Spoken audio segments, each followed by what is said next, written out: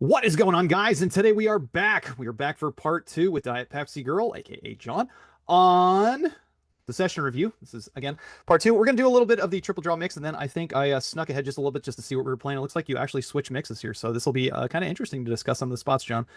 Just let me know if you're ready there in the background, and we'll just jump right into it. Let's do it. All right. I think this was the last hand. The 7-5 hand was the last one we played. All right. Ace to 5 triple draw. Looks like someone's going to raise, and you are going to fold. Again, I do not have controls over the replayer, so we're going to let this one play out so I don't miss it too much. Did notice here that the opponent here on the button here, the opponent on the button here didn't 3-bet, drew one, and then luck not skill went for the check raise and didn't work out. All right, we're playing some Badoogie now, it looks like. Here with this combo, definitely open with the ace-4. You're blocking a 3 and a 7. Open is good. Okay, this is an interesting one. So 4 flushes are usually the ones that you want to start bluffing with. Had the person folded here, I think I would have opened this and tried to bluff with it. Now, from a combinatoric standpoint, if you look at like how many Badoogies you have versus 4 flushes, I think it's something like, I think it's a 6-to-1 ratio, right? So like if you have what is it? I think if you have whatever the combos are, basically, like you have for every Badoogie that for every 6 Badoogies that you have 1 4 flush. And it's kind of like a nice ratio depending on like where you're at. So the way that I kind of look at it here is like, you know, if it folded to me, would I play a Queen Badoogie like this on the button? The answer is yes. Now, I don't usually, I pick the 4 flushes that are like really good 4 flushes, like maybe 4 to an 8 and under here I would go for the bluff, maybe even 4 to a 9 here I would go for a bluff, so like 4 clubs, 9 and under I would do it. I think if you're doing it with all the 4 flushes, I think it's a little bit problematic, because I think your balance is a little bit off. Also, too, you're gonna find yourself kind of like playing a little bit too aggressive on later spots where you feel like this is my bluff hand, I have to go for it. And the problem is like you get kind of stuck in those spots. And I have no problem doing that if you have like the ace deuce 3 4 clubs. You know, pick one combo that you just go absolutely crazy with, and sometimes, you know, like it just works. But if you're doing that with all 4 flushes, I think it's just not necessarily a good strategy. So here I think I would just fold this combo here, but I would open it and just padded this one, had everyone folded to me. So yeah, I don't mind your fold here. I think your fold's fine. It's gonna go 2-2. It's tough when you start off that way because then that's really your only option, regardless of what you see from the I other mean, players. yeah, but it's a low frequency bluff, right? And that's kind of the key is like you want to find, when you do find your bluffs, you do them at a low frequency and not a high frequency, where I feel like a lot of people are just doing it way too much. And the other thing too is like this is a hand where if you go for the bluff here, like you have almost zero equity, right? Like you have a 1 card, induced to 7. If you go for like some sort of bluff with like trips or, you know, full houses or something like that, you can still like draw 3. And yet, like, yeah, you can draw 4 here, or sorry, you can draw 3 here technically, but still, if you're up against like a pat hand, like that's almost zero equity in its own right. So it's you just got to do it at like a lower, I would say like a lower frequency thing. Did he call him with a 3 card 7? He patted, and then wow, he bet the river and got called by a 3 card 7. Is that what happened? That's crazy, because I don't think he patted this hand and then didn't turn his hand into a bluff. So very interesting there. Definitely something to keep a note on if your opponent there calls you there with a 3 card 7 on that river, because I have to think like that. If his bluff frequency is somewhat correct, then I think calling with a 7-6 ace is probably wrong. I might throw that one in there. I might actually do the math on that one when it's all said and done, and cut the video. Guys, this is the first part of the video here where we are going to jump over into stud flop draw and look at some of these spots. The first one here actually has nothing to do with the hand that we played. This was the spot where John folded the 4-card flush pre-flop. We kind of talked about that there, but more along the lines of we saw our the hand played out between the big blind and the cutoff, and the cutoff decided to call the river with a 3-card 7, and it was a weak 3-card 7, 7-6. So one of the things I want to look at generally is just kind of the overall strategy with respect to how often your opponent is bluffing.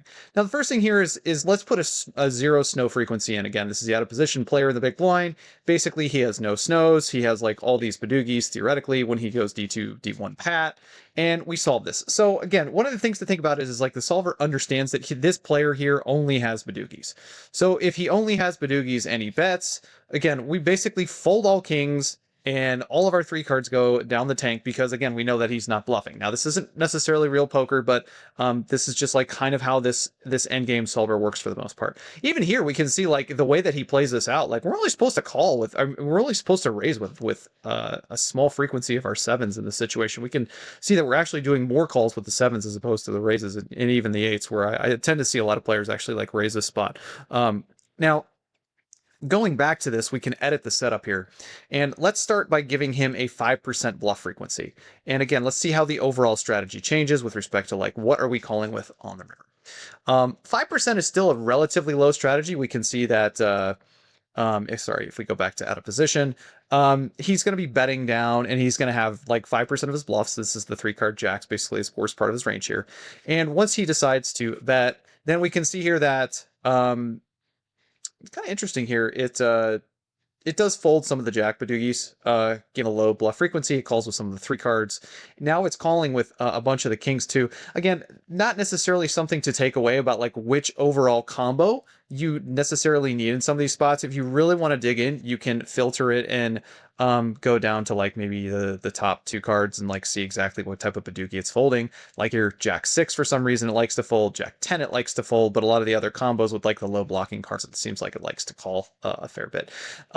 But if we go back to the high card, right, we can see there it does some calling now with the 3 card 3s, but still folds like all of its basically it's 3 cards and not the badoogies. So now if we go back and now we add a higher bluff frequency, and this is one of the things that I'm trying to like stress out. So let's add 15%. I think 15% is kind of like, it's probably overdone. And you'll see this actually if you use stud flop draw, is you see that now it's bluffs because the other side knows what the strategy is. It actually knows it's bluffing too much, and therefore it starts to check. So it's trying to play as profitably as it can, but if it knows if it's bluffing way too much in this situation, it's going to start checking some of its bluff because it can't make up that it can't make up the difference between like over bluffing in this situation because the other side's going to call. Like let's make it extreme here. Let's make it 30% of the snows. And you can see like it even like just checks like all of its 3 card 9 bluffs because it's way too much. The one that I seem to have found the perfect spot here where it just like bluffs all of its bluffs and is about 11%. So playing around with this beforehand, you can see here it basically bluffs all of its bluffs, and it just bets 100% in this situation. So it's pretty well balanced in this spot, and it just goes ahead and bets. And once it bets, now we want to look at the overall strategy for us. And we can see here that we're like calling with all 3 card 3s, most 3 card 5s. 3 card 4s are interesting. It folds the majority of 3 card 4s. And again, not really sure why. Like you can even see here like it calls some 3 card 7s, 3 card 8s, but folds all 3 card 6s. So not sure like why that is per se. But again, you can kind of like jump in here and like take a look at this. But like never folding any badoogie for the most part. Now it starts to raise all the 8s too. Just because like if it's betting a higher frequency of its badoogies. Because before, even when it was checking some of its badoogies into the river, but now since it's betting all its badoogies, it thinks it can get value from the 8. But one thing I do want it to look at, and specifically why we did this, is let's say if our opponent we think is just way over bluffing here, say something like, I don't know, 19%. Right around 20%. So like 1/5 going into this river. But one of the things I want to look at are like what type of 3 cards do we start calling with? And we'd see like it almost calls all 3 card 9s here, 3 card 8s, 3 card 7s. For some reason the 3 card 6s like to be thrown into more folds. 3 card 5s or some folds, but all 3 card 4s, 3 card 3s. We still raise all 3 card 8s. But basically now you can start to see like it really depends on where you think and how often your opponent is bluffing, where the solver starts to call. And again, like the 11% tended to be a good balance because again, like this is something too to take into account, is it's actually checking some of its bluffs here. So if it's checking about 40% of the time there, and it's checking about 50% of the time over here, if we add this up, 12% of the time it's actually checking its bluffs. So I don't know if we go check, bet, does it turn it into a bluff? No, it just straight folds it. So it's interesting from that perspective because like it just gives up on these bluffs over here, where in the real world, you would expect your opponent here to totally bluff. So if he bets over here, like every single one of these would probably call, even like maybe bluff raise a little bit.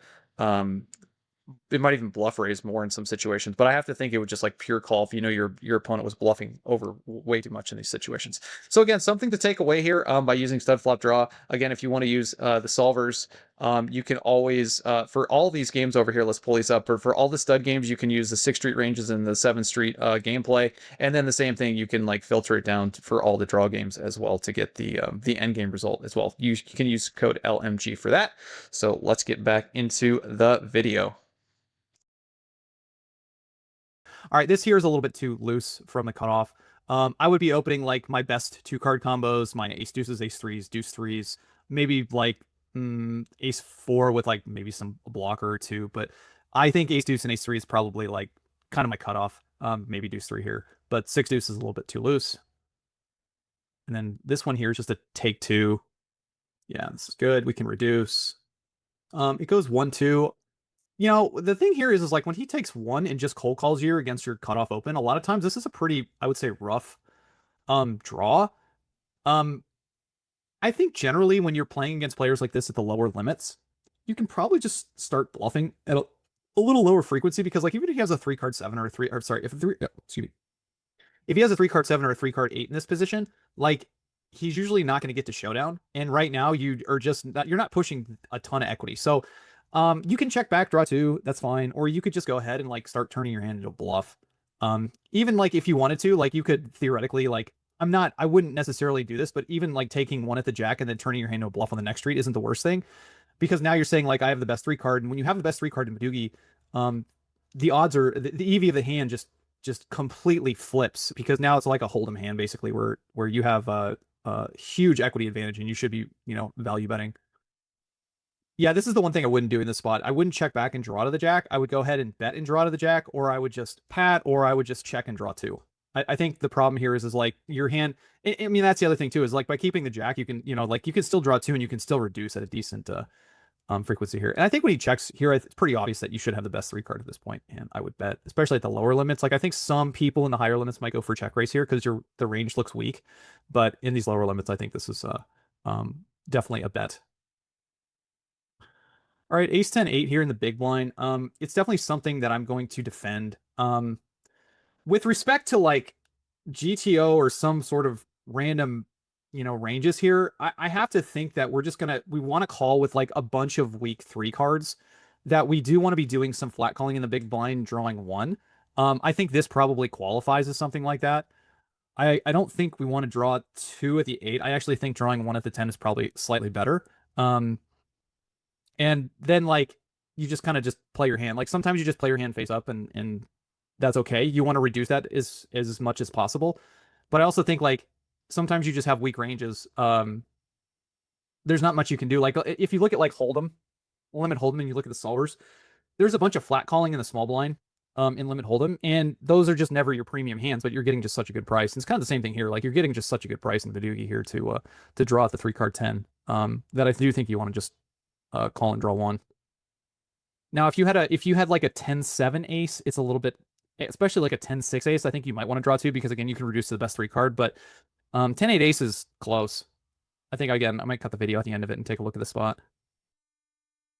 We're going to bring stud flop draw back in here. And the one thing that I did want to say is I said from the start of the hand here in the big blind that John should probably be calling here and drawing 1 at the 3-card 10. And again, for the most part, I mean, let's be like honest here, you know, like the game is called Badoogie, so your goal is to realistically make a Badoogie, and when you're getting a relatively good price, like you want to find the best way to maximize your EV. And obviously, let's start looking at some of the 3 cards in this situation here. The one that I did mention here is I mentioned like the ace 8, the ace 7, the ace 6. I threw these exact combos in. It doesn't really matter what you do, but again, this is more of the pro version of stud flop draw. Again, use code LMG for discount. But the first thing is I thought like ace 8 10, ace 10-7 would probably be a draw at the 3-card 10, and it looks like this is somewhat the case. You know, the equity here for the most part with the ace 10-7 and ace 7 are kind of relatively the same thing. You have one extra percentage point at drawing the ace 10-8 versus the ace 8. If this was a smoother draw, just kind of like we see here, it flips in this situation and actually prefers to draw at the ace 6 versus the ace 10-6. The equity is a little bit higher. Again, the starting hand range for the most part, the percentile of the hand does go up a little bit too, blocker wise, with specifically these combos. If we remove these, and let's just say we had um, ace 10, let's just go ace 10 8 king, but instead there's going to throw like a Badugi. Obviously the Badugi's the best, but in this situation here, we can see like it still likes the ace 10 8 over the ace 8. Again, it's like a playability thing, but even like drawing at a 2-card ace 8 is something that can be reduced, but usually like trying to quick make a Badugi in these spots with like the rougher hands tend to do a little bit better. But again, when you are thinking about these spots and your equity is really close, one decision or another, the one thing that you should be thinking about is, where do I get more playability out of my hand? Now, this is a wide range spot. Again, this is out of position against the top 50% range. We're heads up. So I mean, like, you when thinking about it, like even in this spot, right? You have 3-card tens in these situations. Like, you're going to be having roughly like 40% equity with a lot of your range, right? Like, even if we go down to, say, we call 70% of the time, even the 70 percentile type hands, I would not recommend drawing at the queen 3. But just saying, here we have 40% against the 50% like button opening range. These ranges are wide, so you should be defending and drawing at a fair bit. So I don't have access to like a Badugi solver or anything crazy like that, but I would say like you probably are supposed to be doing some cold calling in the big blind and drawing one. Whereas back in the day, I would say like I would probably fold an ace 10-8 in the big blind, and just like, if I was going to play something else like that, maybe I would just 3-bet all my D1s against the button open.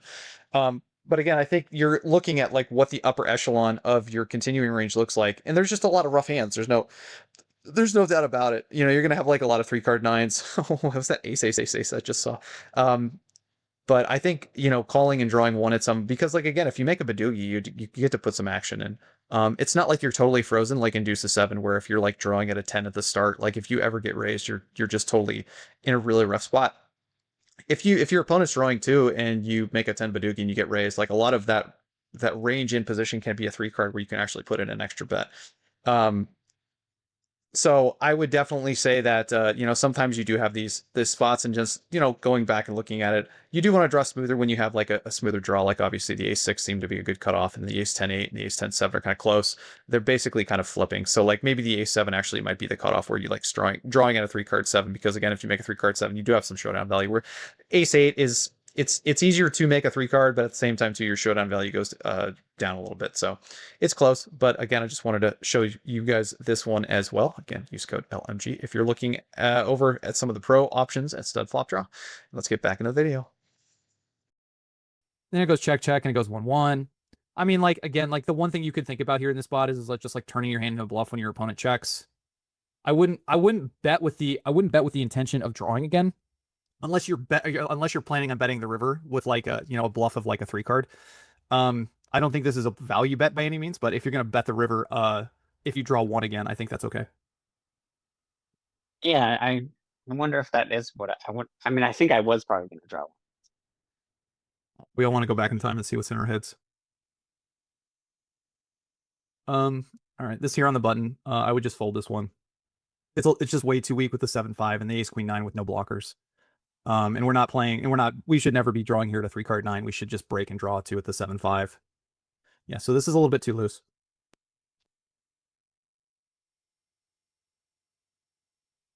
He takes 2, you definitely take 3.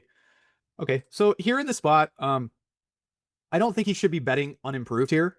And one thing too is like, even if you caught a premium draw here, if he like overbets in this situation, you catch a premium draw, you can probably raise for value.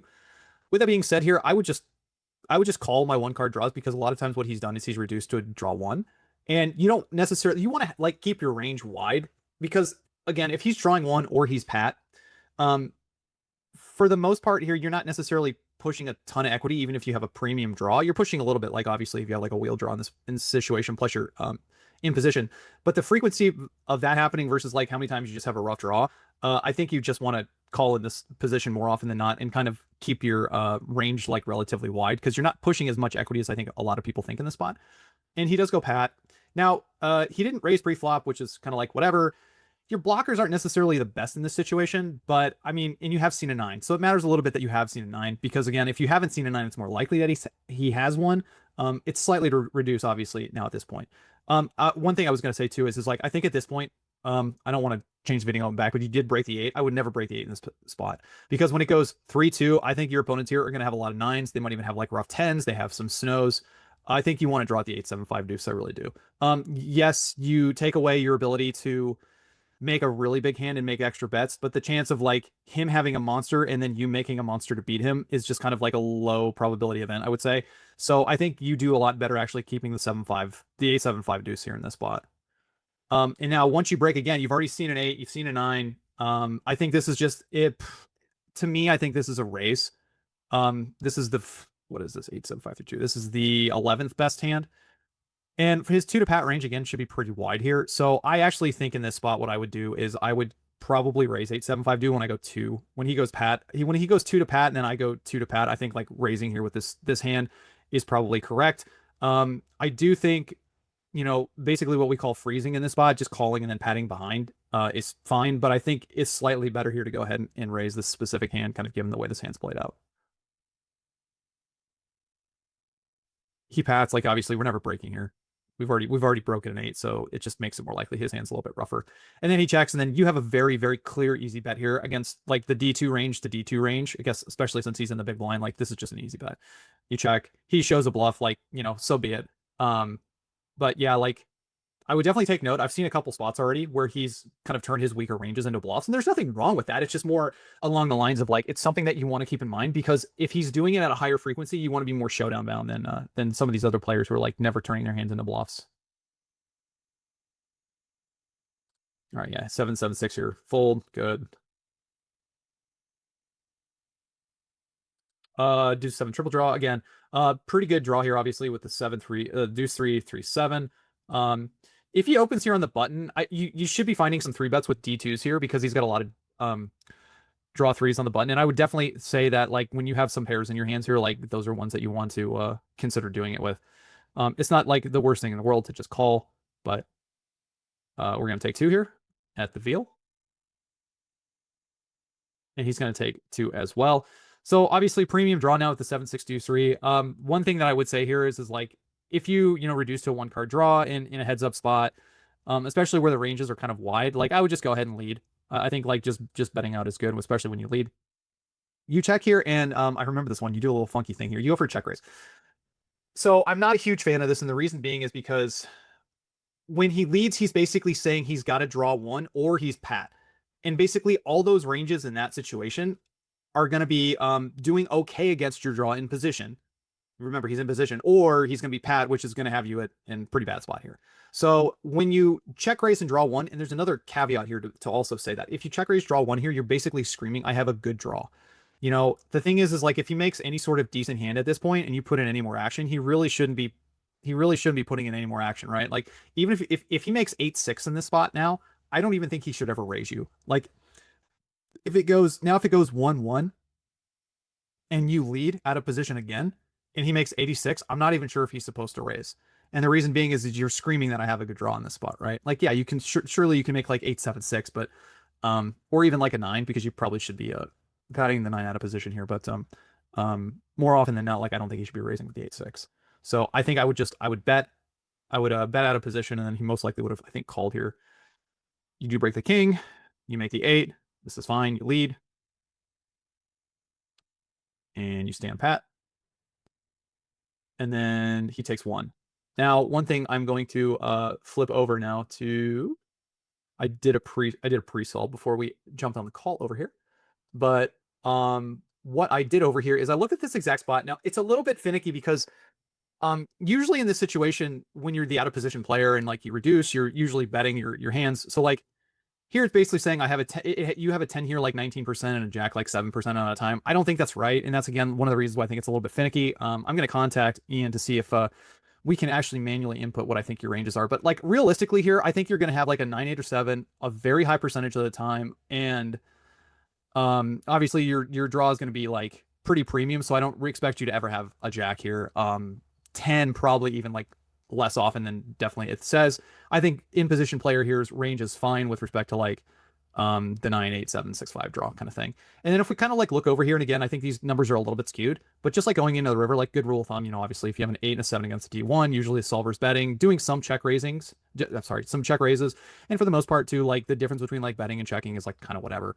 So like if you check in this situation and he bets, it still goes for check raises with 8s, which is kind of interesting. But again, I think your range is a little bit skewed here just because of like the way you play your hand. So his bets should be more towards value as opposed to like thin value, like high value, I would say. But yeah, like for the most part, like I think just kind of equating this spot of basically saying things like you should be betting your 8s is totally fine. Right, and this is an extension of Ian actually got back to me and showed me how to filter down some of the range here in this situation, because if we look at this spot, we notice that like some of the kings and the queens were like even king queen jack 10 or something like that were small portions as a range. When we decided to check raise here, like we don't really have a ton of 10s or anything. Like when we patent the spot, like usually this is the type of range that our opponents are going to have. They're going to have like a 7, an 8, or a 9 when they kind of go with this check raise like pat type hand. So one of the things that I wanted to do is I wanted to remove and then filter down exactly what we should be doing in this given situation, because this is what it's going to look like more often than not. I think good players are still going to have snows here. They're going to have rougher hands, etc. But usually we're not. I think there are some worlds where you would actually find a solver like maybe check raising and drawing one out of position again. But for the most part, in like human world, I'm not a big fan of that, because again, you have to like where the solver might do things, it does things for specific reasons that one, we might not be able to filter down to, and two, it's just really hard to play perfectly going forward in some of those given situations for those reasons. So like, I think the simplified strategy based off what John did here is just go ahead to bet, and then if he calls, then just draw one. But now since we've really like narrowed our range down to this like type of hand and really say we have a real strong range, like what is our exact play here? And you can see like with respect to his exact hand here, it does bet pretty much every single 8. I mean, if we go to the combos of ace of like where it does 8-6 like kind of splits, 7-6-5 here looks like it goes for a check raise. I mean, obviously I think it has to go for check raise, right? Yeah, 7-6-5 goes for check raise. And then what did he had? He had 8-7-6. Yeah, it does a little bit of checking, but mostly betting. And then like all its 9s. It's kind of interesting. All of its 9s just like straight go for it, it looks like. And then I've talked to Ian about this in the past, but like even your worst hands here, it just goes for a bet. Like this is not a bluff per se. This is a made 9. This is not a straight. If it says straight, it would say straight down here. But it's still bluffs like its worst hands, even for value when it gets to this river here. Not quite sure why that is. If Ian's watching this video, I'm sure he can kind of like give me the reason, but usually this is kind of like, I would say, an overall summary of like where you see some of the value and some of the checks and some of the bets. If it does check here, this is always going to be like the graph of what it looks like. Let's go to the high card, but you're going to find your value bets up here, your checks in the middle, and then obviously your worst hands as a bluff. So pretty just more of an extension here as I was able to filter out the out of position range here to what it actually kind of like looks like more in real world. All right, let's get back. I think you do bet this river and he just folds it. So, all right. Yeah, out of all the spots that turn your face, turn your hand face up, that's probably the most face up. Yeah, I mean, if you're going to turn your hand face up, like I would recommend doing it in position, because you still have the added advantage of being in position. So like obviously if you go in solver world and you see like how the solver played against each other, like you're just gonna have a higher EV in position, even if like the ranges are the same, whatever, because you get to act last. And you like if you're gonna turn your hand face up in like a multi-way pot and it doesn't necessarily matter because like you push more equity that way, then just I would tend to do it in position. There's definitely different spots where you want to consider doing it, but I think that's like just a general rule of if you are going to turn your hand face up, make sure you have position on the player. 7-5 deuce here, you're effectively on the button with blocking 8. I think this is a fine open. And ace to 5 now, deuce to 7, we're not playing. They fold. Okay. Queen 4-3 deuce. All right. Let's see how this one plays out. This is ace to 5 too, so just a middle note going in.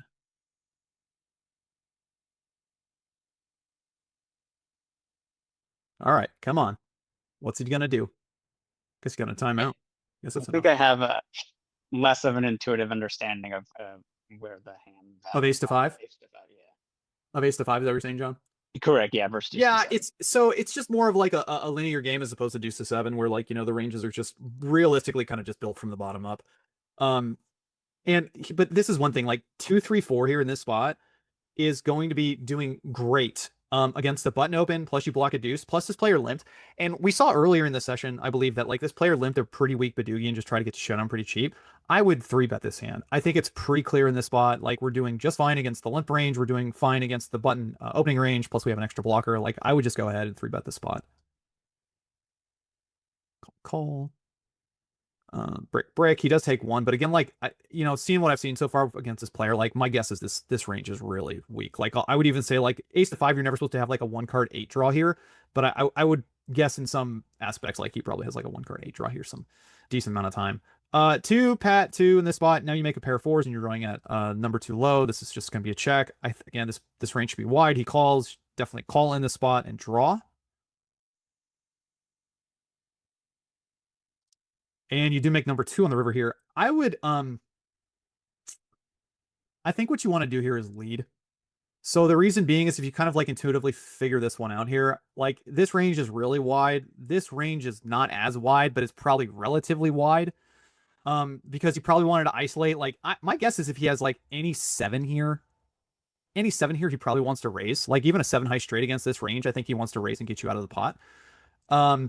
But my guess is like he might even pat some 8s behind here. And if that's the case, if you check, a lot of times what's going to happen on this river, it's just going to go check, check.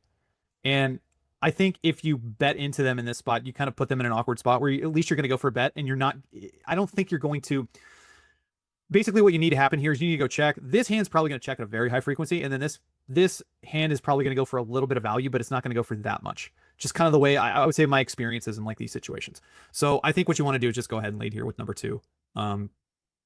Yeah, I remember that. Bear Heart bet on the last street, correct? And then left. Yeah, because it went 2 pat 2.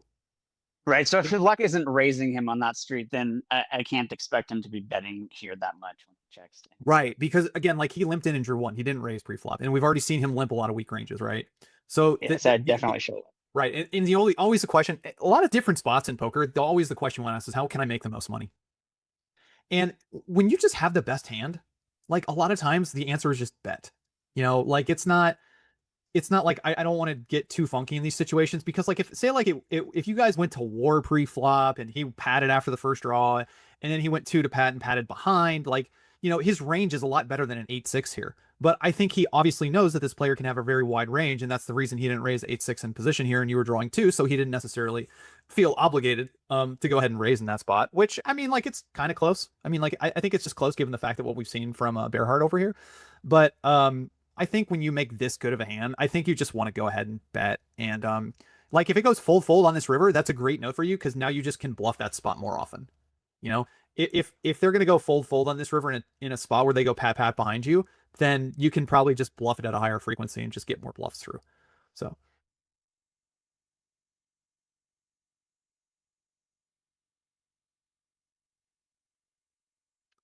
Yeah, I would have opened ace 7 and fold me. Oh, you did the smart thing. Again, you cut the video. And right now we're playing Super Circus Mix, so it's going to be a little bit different here. All right, first hand here, King, Queen, 7-6, small blind, double board, Omaha. Against the button limp, this is one of these spots where it's probably, you might be pushing a little bit of equity, raising here versus a limp, but I have no idea what this limping range is, so calling here is totally fine. And then, top board, you flop a gut shot, nut flush draw, and then the bottom board, you flop a king. So you can kind of play this one, I would say, 2 different ways here. You can probably just lead out and try to get your opponents to fold, or you could theoretically go for a check raise here. I like the lead out here. I mean, you might just generate some fold equity if you just lead out. But, I mean, checking is not the end of the world by any means. That's good. Yeah, I played very passively in these double board Omaha. I really feel uncomfortable. I never would have thought that I had enough value to check raise there. Well, it's more of the other thing too of like getting your hand heads up, right? Like you have a gut shot on top, you have nut flush. Even if he's got an ace, he has to have basically an 8 in his hand or a king, and he really shouldn't have that much in either one of these hands because they should be raising pre-flop. Like if you look at the combinatorics of like what hands ace king 8 should be raising pre-flop, it's almost like all of them.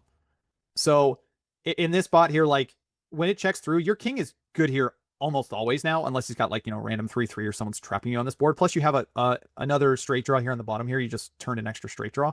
So like, again, I would just lead this turn here with a top pair on bottom board plus a huge draw on the top. And on this river, you kind of like miss. It's whatever, but you make 3 kings, so easy bet on this river now. Yeah, just fold. Kind of a weird hand, honestly, but 9-8-5-4 on the button. I think double suited here. This is an open. Yeah, this is one thing about, like, I would say more often than not, like, this is technically a split pot game, but realistically, if you're the first one coming into any pot, it doesn't really matter what game it is, unless it's a stud game, so that's a little bit different. But like any of these flop games, or draw games, like just open raising first in is usually just the best play. Let's see what we got here. We got a steel wheel draw on the bottom, plus we're open-ended on top with a pair. Yeah, it's still like a board texture relatively where you have plenty of equity on both spots, but I don't think you necessarily want to raise because, like, even if the person has like a 10 here, like ace jack, you're doing okay, but you're not doing great. So I would just go ahead and call. I like the call. He does fold. You turn a flush draw, another straight draw, and top you're still open-ended. So if he bets, I would just call. And on the river, you make 8s and 4s on the bottom, and then you make a pair of 5s, it looks like, and you somehow brick this whole thing. I still think with 8s and 4s on the top board here, like, you have enough equity to call, though, because a lot of times, like, your opponent here is just going to have, like, an ace with 2 pair, or, like, maybe an overpair, or even ace-ace, but I think when you have 8s and 4s on one of the boards that are not connected, no flush, I think you have enough equity to just call the river. Like, yeah, you're not going to win this bottom board like ever, but I think you have definitely enough equity here in a limit game to call this river and try to get half. So I think this is a little bit of an overfold. All right, draw Maha high here. 5s in the cutoff, I would not open, even with the ace kicker that's suited. I think it's probably a little bit too loose from this spot. But at least you do have the suited ace kicker with it. Obviously, you can draw like. Go ahead. Yeah, I think that's really all I have. Okay. Yeah, and yeah, now it changes obviously because you have the king of diamonds. Yeah, it's kind of it's a tricky board because obviously, like, if you have the ace 5 in your hand, you have a wheel draw, but the diamond is probably worth more in this situation. So, when he checks, like, my guess is he has a like some sort of like middling pair right now that's got you, and I would say like necessarily not great shape. So I would just go ahead and check this one back. If I did have like ace 5-5 with a nut flush draw, like, I think you can go ahead and bet you have enough equity on the Omo board. But yeah, here I would throw the ace and 4 away. Okay, this looks good. He takes 4. Usually when you see like a d4 in the situation, it's just like the ace of spades and nothing else. Oh, sorry, the ace of diamonds and nothing else. But at these limits, I cannot guarantee that. It just could be something really weird, dumb. Would that No, incline you to can't get be the rid ace of of diamonds. I lied. Nope, not the ace of diamonds. No. Would that incline you to get rid of the king of diamonds though as well? What's that? Would that incline you to get rid of the king of diamonds more than you otherwise would if he draws 4 and it seems like again, the thing at these limits is, like, if I was playing I don't know, if I was playing a bigger game, then the answer would probably be maybe. Yeah, because usually that draw 4 is usually just the ace of diamonds and nothing else. It could theoretically be the queen of diamonds, but like the reverse implied odds of drawing at the queen of diamonds on this board are just horrific. Just the queen of diamonds on itself. So I mean, the answer to that's yes, but again, like, we just proved it over the one street draw that, like, that shouldn't be the case. So obviously now here on the turn, you make the nut straight with a pair of 5s, and he took 4. So if he checks, like, you have the easiest bet in the world, because obviously you had him bet on the last street, and then when he checks this river here, you still have the nuts, plus you have a pair of 5s. So go ahead and bet. And he just folds. So most likely he just had, like, the queen of diamonds is probably exactly what he had. Near maybe a 10, he kept it. Yeah, this is an interesting one here. Like, when it goes limp, like, I think the 5s are just fine to go ahead and check. The flush draw here is a little bit overrated. And usually when you're playing when you're playing like the drum hug games and you have a draw at a high hand, usually you want to play them cheap because, again, you have like one shot at victory. Well, I definitely start with a check on this board. You don't have a set, and it checks through. It's an interesting spot.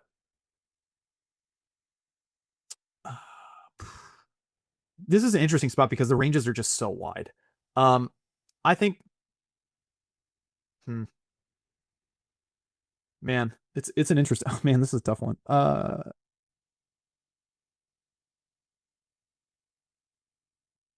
not quite sure what I would do here. I think it's okay to answer that because it's just such a weird spot against like limped ranges.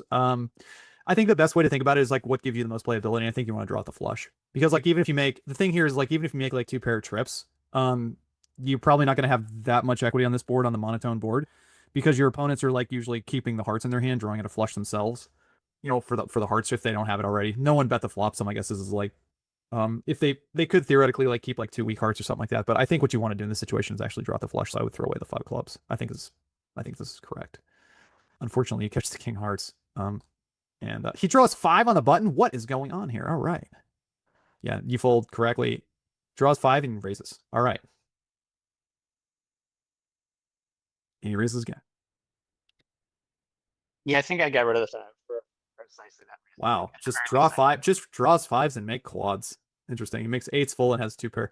So my guess is yeah, he either had the 2 8s in this situation or he had the 8 5 hearts and then made 2 pair. So yeah, like the one thing you really want to think about is like the playability side. And making a flush in your hand obviously gives you incredible amount of playability because you can just jam it in this spot like all day long if you had an ace high flush. Versus like even if you had like trips, you don't really even like know where you're going with this because the board is even if you made like 3 5s here, like the board here is not indicative of like you putting in a ton of action with 3 5s with like nothing else because you just don't know where you're at.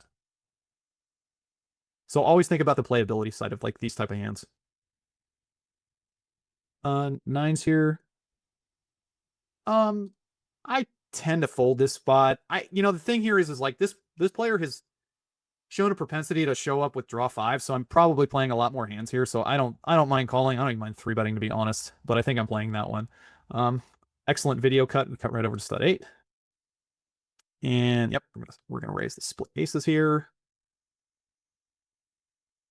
And again, like range on range, I think this is fine. Like he probably can still have a relatively wide range. And I think like the ace here, you can probably bet 100% here, but whatever, in solver world, there's probably some checks. Yeah, obviously ace 4-7 board versus 3-7-9 rainbow. Like you just want to go ahead and bet again. You do. That's good. 7-7-5 here against a 6 and a jack. I would just bring it in for 20, and then we're definitely playing this hand if he gets in. Now, one thing I would say about this one here is like he limped in with a jack, and you have 2 diamonds. And you have 2 5s. Like you should have the best hand here almost always at this point. Because most players here are gonna raise like a 3 flush anyways into you. So I don't mind the bet. Range on range. Now here, like again, he catches a 3rd diamond. And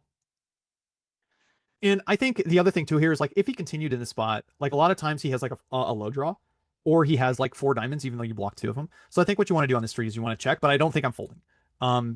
I definitely don't think I'm folding in this spot just because of the fact that he limped in. I think his range is wide. He can have a lot of low draws. The 5 probably most likely didn't pair him in the situation because you have 2 5s in your hand, you have a jack in your hand, and you have 2 diamonds. So I'm continuing here for sure. He catches the king, and I mean, it kind of gets a little bit squirrely here because like you're blocking a lot of his value. I think leading here is actually like is probably like a really good lead. I think this is something that a lot of stud 8 players might not necessarily find. Just kind of given the way this hand's played out. But I mean, I don't blame you for checking in the situation either. But I might actually find a lead there on what is it, 6th Street. Sorry, so we're leading because we just are ahead of what he's drawing to once. So if you look at like what your blockers are, and if you look Yeah. at like how he's played his hand, right? He limped in here with a jack of diamonds against your 5. So he's basically what that means in this situation is like he's got a wide range, but he shouldn't have split jacks. He really shouldn't have like a berry pair. He shouldn't have a 3 flush. He could have like 2 low cards, but even if he's got 2 low cards in this situation, the pair of 5s are dead, so it's hard for him to make a pair of 5s. The jack's dead, the king's dead, and you have 2 diamonds dead. So a lot of like what is exposed in front here, and this is actually probably a really good hand for us to like theoretically run. I'm probably gonna cut the video and do this one in stud flop draw later, but I think your 5s here are pushing a fair bit of equity against his exact hand and his exact range. So I think like the 5s on 6th Street is probably like a value bet into him, even though he has plenty of equity going into the river, like even if he's got like a low draw flush draw. But I think the 5s here is the best hand to be completely honest. And then he checks the river. I'm not quite sure like what he had. I think he probably had ace 8 and made a pair of jacks because like that's not the way I would play jacks here. Like jacks here want to just like open raise into the 5 kind of thing because it's pushing a ton of equity against like 100% range. And it like looks like you kind of have a draw too, but my guess is he had ace 8 in the hole with a diamond.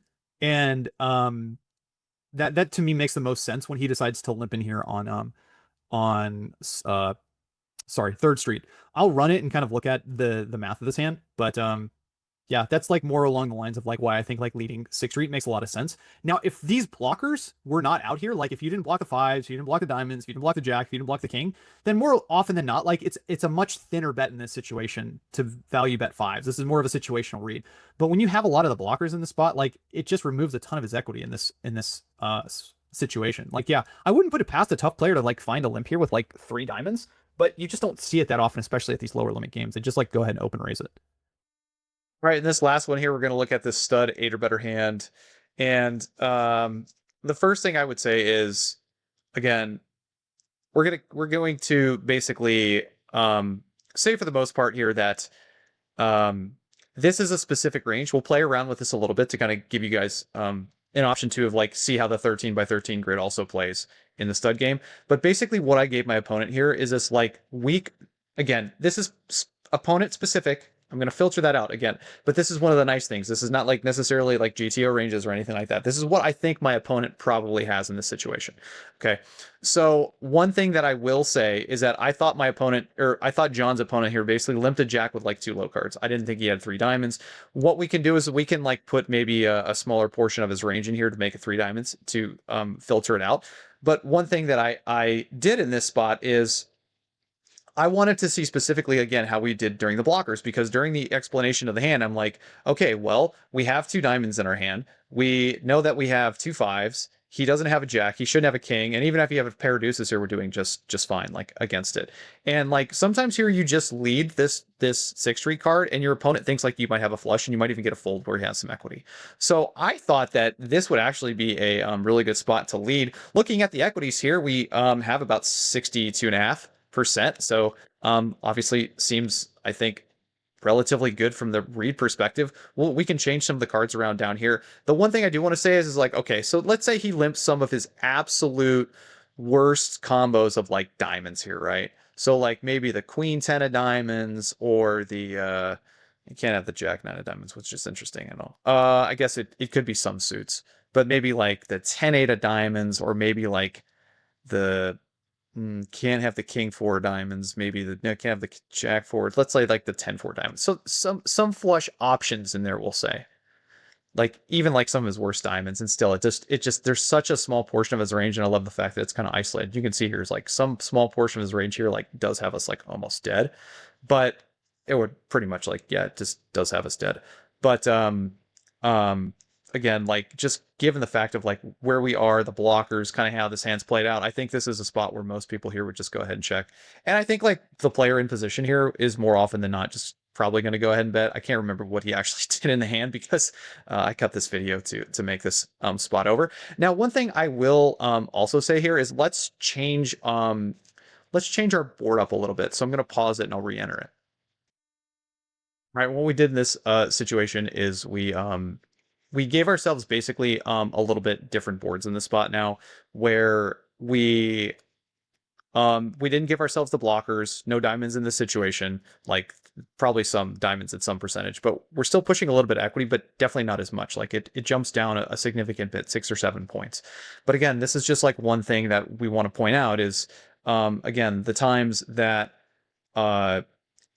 where our opponents like range is wide and we have significant blockers, like a lot of these times, like one pair going into these rivers here when like no low is possible out there, your equity does go up. Now again, we gave our I did not, I guess hold on one second, I might have did not filter it back in here. So let's say he limps this one, filter range.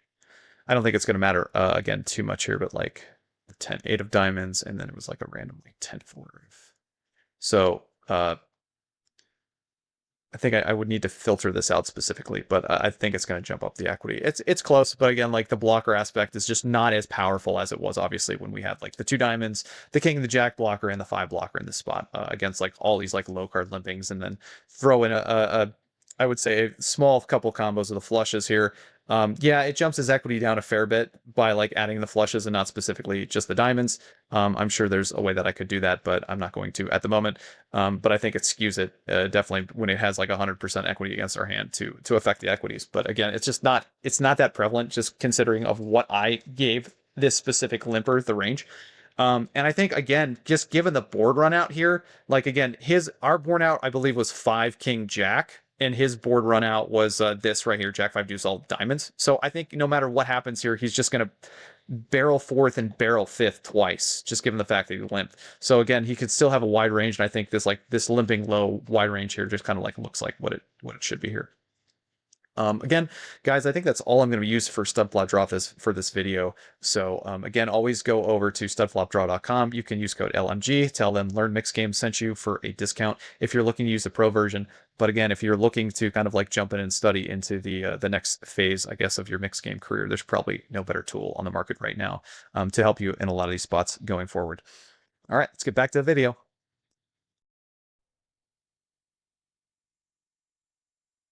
All right, ace queen 9. Yes, I would just fold here. This is a pretty big mistake in my mind. You have an ace behind you in stud 8, plus you have the low card can easily just play here. I think this is just a fold. Like, if you want to do it here with like another face card behind you, I can see the case for it. But like with another ace behind you, I think this is just clear fold. Like, I think what you probably should do in this situation now is not make the you do see this, especially if you watch some of the higher limit stuff, like in the 100K high roller bowl, is they'll find some limps and just folds on 3rd Street. I would not make this hand worse than it already is. I would just go ahead and fold. The reverse implied odds going forward are really quite bad. And now you got a gut shot against real low. Like, this is, again, this is just a spot where I would just go ahead and yeah, just fold.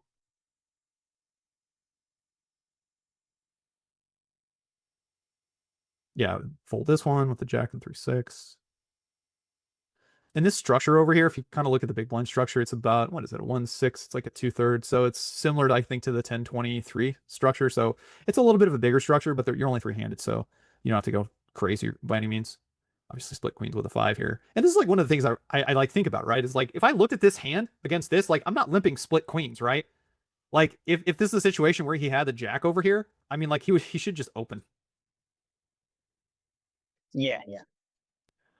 Jack 5-5. Again, I think with two low cards behind you, I think I'm just folding this combo. Like, I want to play it, but I think this is it's just a hard hand to play going forward against two people who can have like yeah, I think the reverse implied of like playing this hand is not necessarily great. I mean, you could limp in this spot. 3-handed, I'm not a huge fan of that, but I think you can limp. I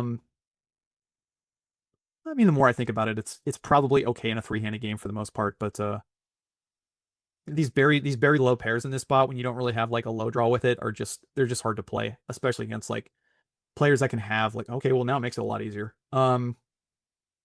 Yeah, where they have like, they can have some like decent ranges. I mean, to be honest, given the fact that like the ante structure is a little bit bigger here, like probably raising it is fine. Yeah, and that's unfortunate. I don't think he should fold anything. I think if he calls on 4th Street, he should continue, because if you do have split jacks there, he can catch a queen and overtake you most of the time. Yeah, but AC here is fold with 7-3, so now we're playing with AC. 6-5 on the button here, I'm folding. Bad blockers, and you're already starting in kind of like a middling hand with not necessarily a good draw, so I would fold here with 6-5.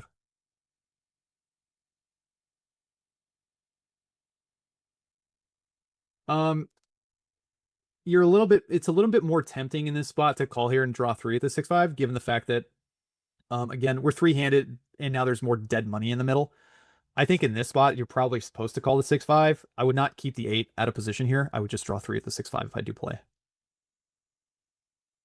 Because again, one of the things you have to think about is you're out of position. And one of the things you also have to contemplate is like, how can I make the most money on later streets? And even if you make like an 8 Badoogie with an 8 low, or like, I guess you can seriously reduce to like an 8 low and a 6 Doogie or something like that. But if one side of your hand is weak, it really hinders your ability to put more money in the pot on a later street. So here, like, yeah, we check, we call, we draw 2 again at the 6-5-4 against the D1.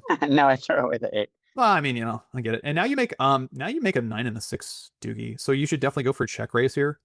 Any 6 is worth a check raise. The only question is do we keep the 9 or not? What have we seen? We've seen a 9 and 8. We've seen a 9 and an 8, and now another 9. I think we want to pat this one. I think it's close.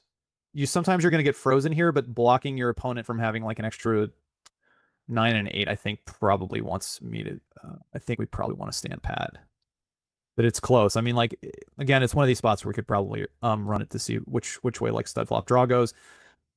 And unfortunately here we're usually not scooping unless a player has like 10-10. But we definitely have enough. We're just free rolling. He does have 10-10. Yeah, the one thing about his hand is I would totally like if you want to keep the 10 Badugi, keep the 10 Badugi. But keeping the 10 low and the 10 Badugi doesn't do anything for you when you check raise out of position. Like you should just break the 7 and try to reduce to a 6 Doogie. I think that's one thing a lot of people don't necessarily think about too much. So lucky for you, he did pat the 10, and you scoop that one. Yeah, here's a spot I'm opening, drawing 1, get it through. Same thing. I would open ace 4 on the button, especially with the blocker here now. Throw away the 8 now. Defend here in the big blind, draw deuce 3. This is good against the 3-bet we fold. Yep. All right, good. Badugi, king, queen. Let's go any Badugi here. We're going to raise and pat.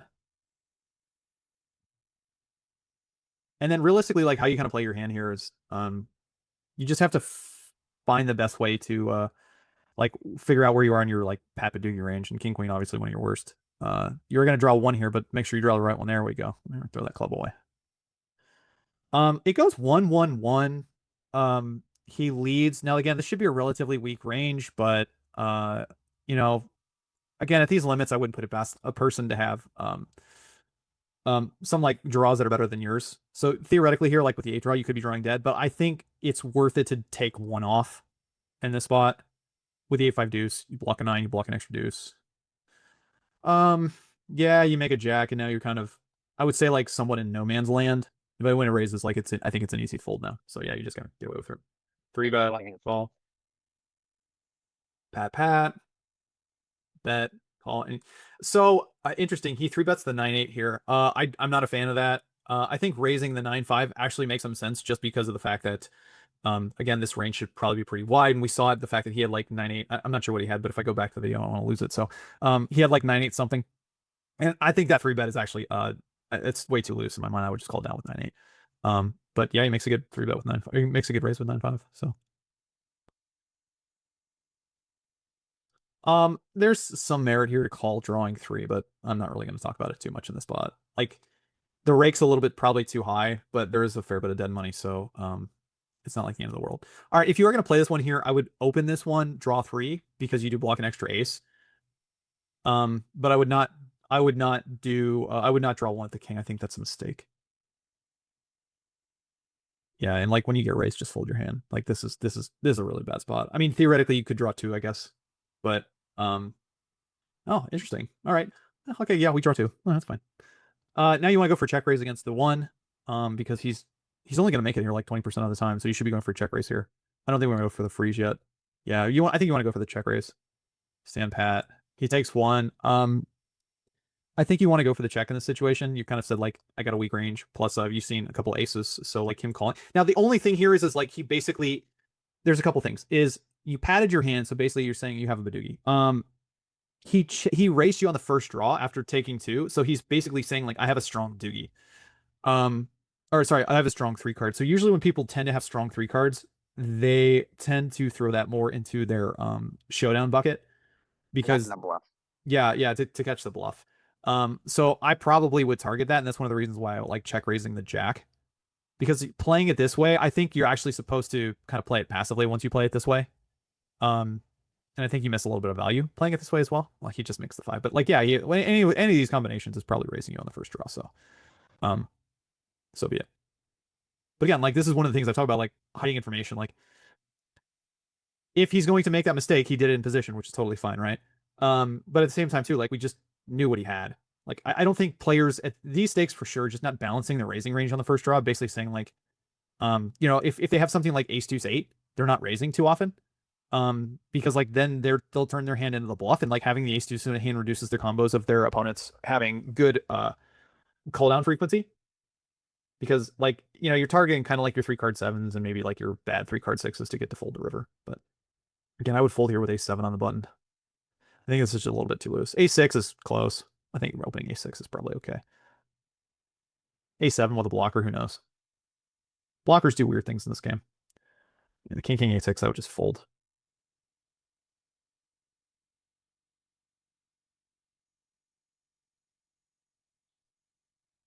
1, 3, make the jack. Yeah, I got to raise the first draw with the pat jack.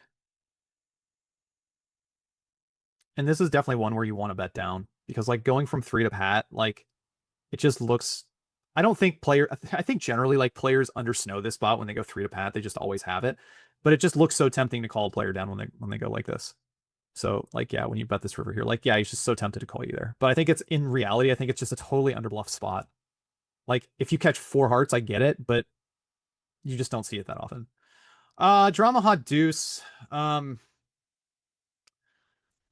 I think we fold this one. I think if the king queen was double suited, we might open it, but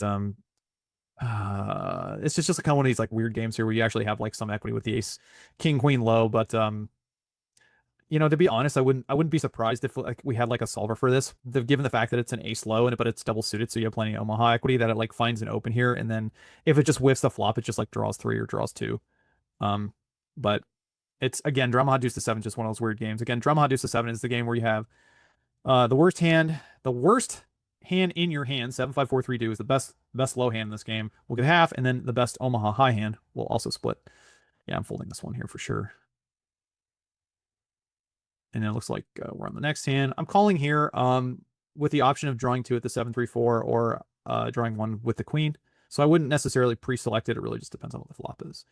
And then this is kind of an interesting one again, right? Like, I think this is an interesting one to like turn your hand into a bluff with, start bluffing, because like I think you should have some pat ranges here, and you know you flop a set, you flop a flush draw, and you don't necessarily like have the best equity at this point. Like theoretically you could throw the queen away, but I think like patting this hand like makes a little bit of sense and like kind of turning it into a bluff because you have such good Omaha high equity, and your draw here is not necessarily that great.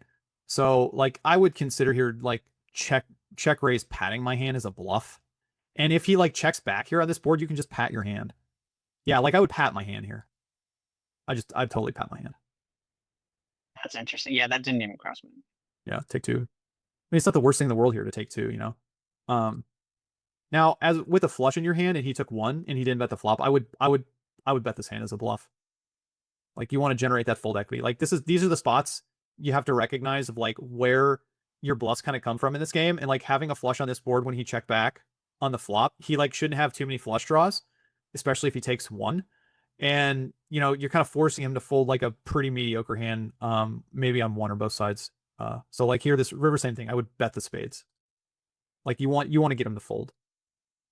And he does find the river. And like you would have put him in a really awkward spot on the turn with like a king low and like no pair, or basically like king low and 1 pair. So that's where you want to find like these like bluffs in the game. This is like when you have a pair of 7s, but you have a flush.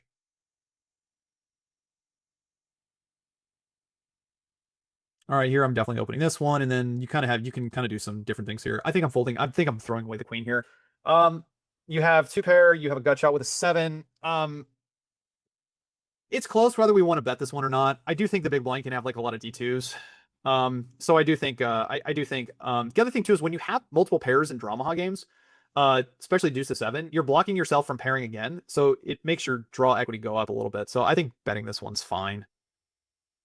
Yeah, bet and I throw away the queen.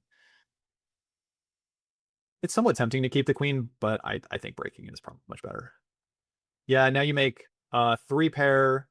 You make a 10-7 against a 1 against a draw 1 where your opponent here actually could be dead. So yeah, like this is just a clear bet.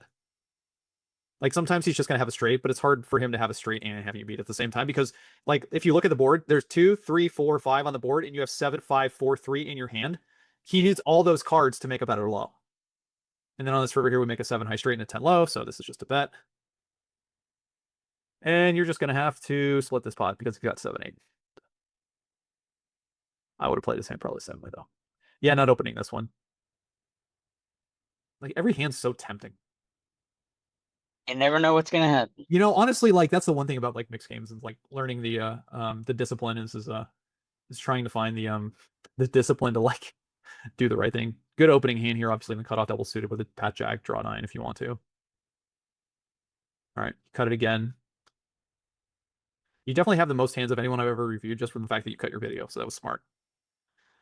All right, so this is a situation where you have a wide range spot, a wide range steal, 100% versus your hand. Having in your ace in your hand instead of a regular, again, this is half stud high, half ace to 5 Raz. Okay, there's 2 pots, no qualifier. You're always fighting over 2 pots. This is a situation where I defend a lot. And I might look absolutely crazy here, but if you look at the math in this situation, like you're not that far behind against 100% steal range. So I would actually call in this situation. I like your call. This is kind of an annoying spot, but you definitely have to continue. Like when you pair the king, the problem here, like the times when you pair the king in this situation or you make the pair, um, it's beneficial because you have a lot of high equity, but at the same time too, like if you make a secondary pair, you're gonna have a king low, which means they're gonna be free rolling you a lot. So you almost have to catch like perfect, perfect, perfect. But the fact that his range in the situation is so wide, again, like I think you actually flip the script and become like an equity favorite against this range now.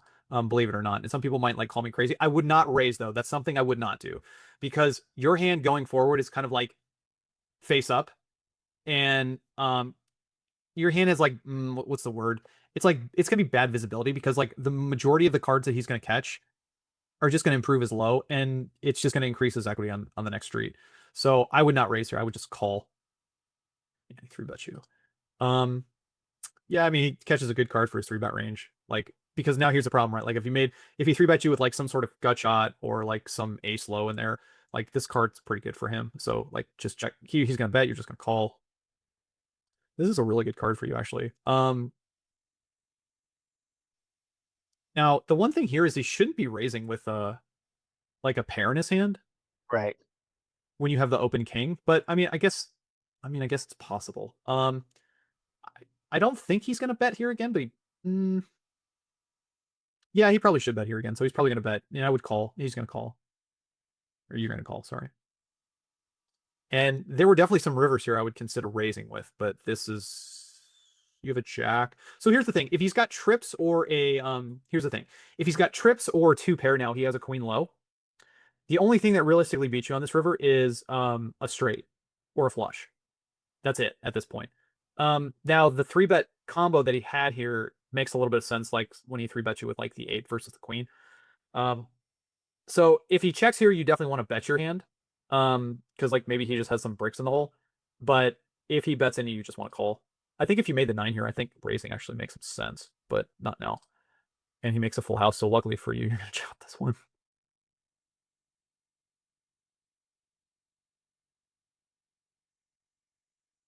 All right, ace king 3 here. I think actually raising a limp here is fine with ace king 3 with the king in the hole. It's not great, but I think you're probably going to generate a few more folds on a later street here.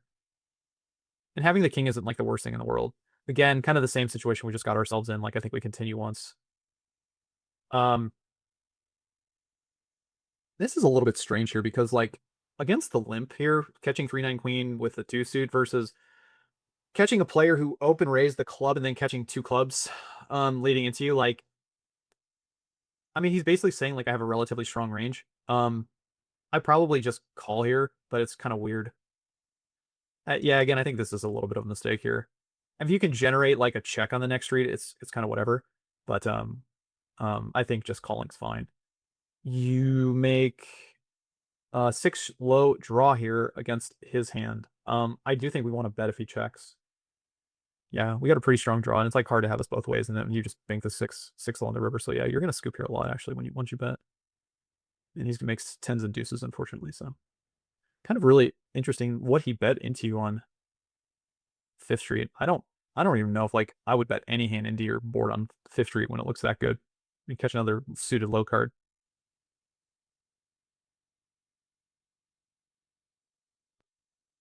I would definitely open the ace queen 4 here if the 8 folds. Yeah, I would open this one. Yeah.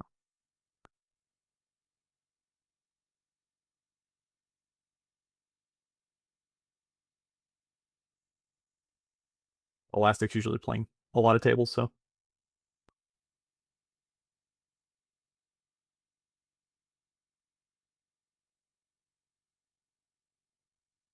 Come on, Mr. Elastic. I hope everyone fast forwarded the video. All right. Let's take it.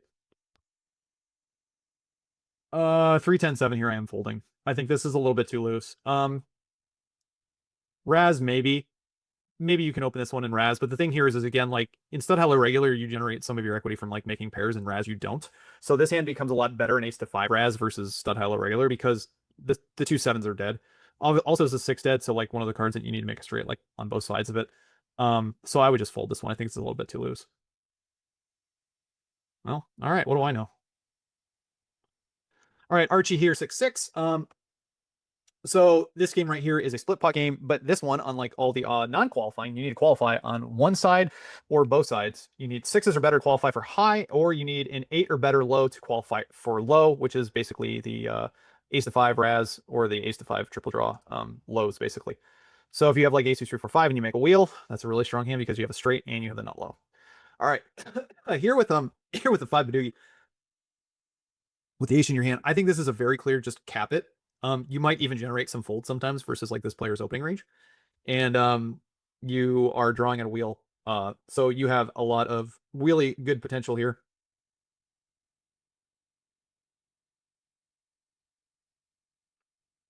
He draws 1, you should draw 1.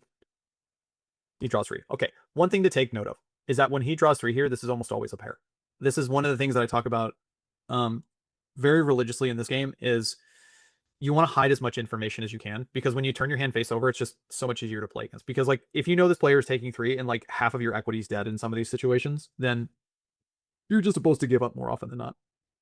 Now, the D1 in this situation could be a lot of things. It could be a low draw, it could be a straight draw, it could be a flush draw. You really shouldn't have too many straight draws over here, unless it's like a straight flush draw or like an open-ended straight, like straight low. So like, you know, like 4, 5, 6, 7, something like that.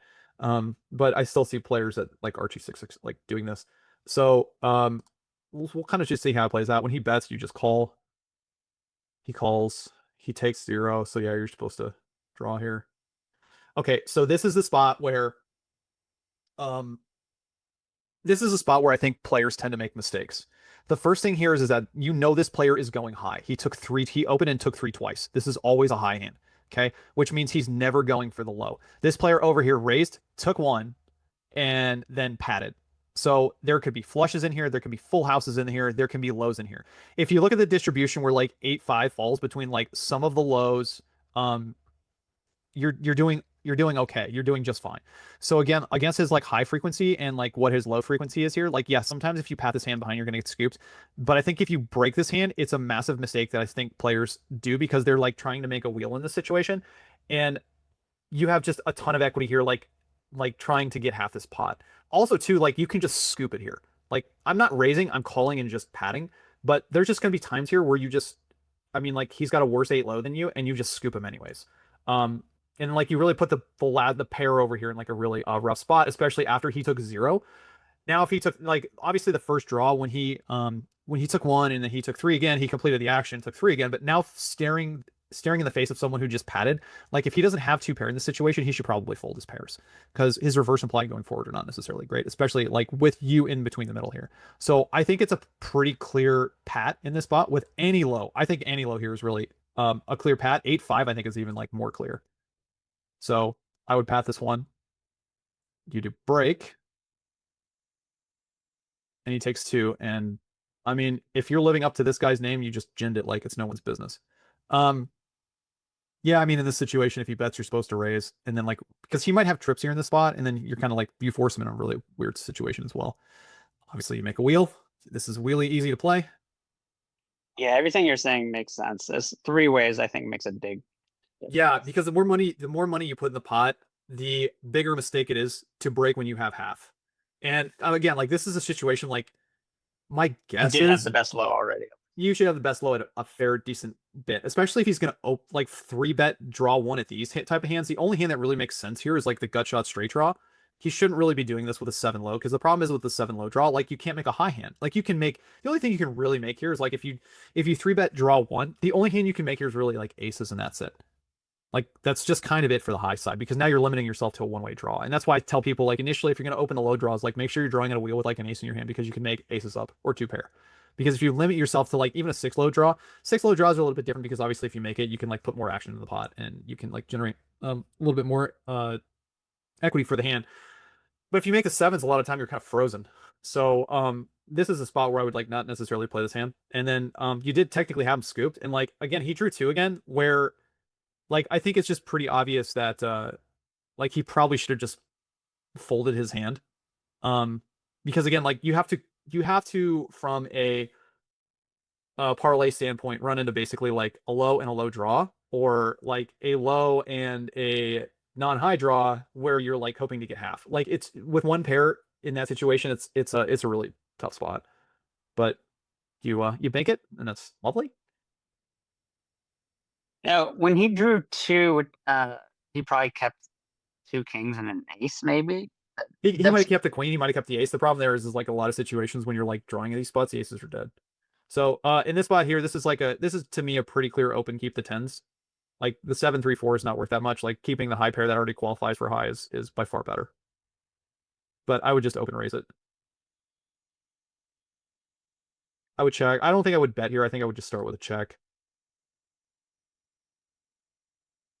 Because again, now you've like turned your hand face up, right?